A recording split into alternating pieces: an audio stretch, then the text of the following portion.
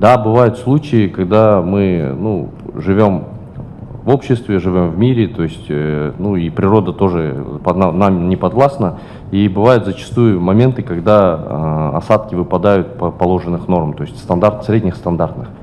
Исходя из этого, ну, то есть возникают такие случаи, да, мы, ну, и как сами жители данного региона, мы тоже это ощущаем, этот некий дискомфорт, но надо понимать, что в любом случае эта периодичность довольно-таки небольшая. И в целом за последние 10 лет были решены вопросы проблемных 11 участков.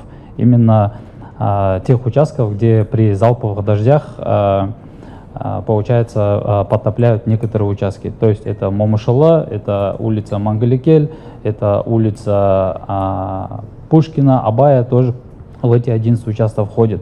Но если в рамках нацпроекта говорить, в целом система ливневой канализации, он является одним из элементов системы водоотведения. Поэтому проекты по реализации и реконструкции систем ливневых канализаций также мы будем рассматривать в рамках нацпроекта.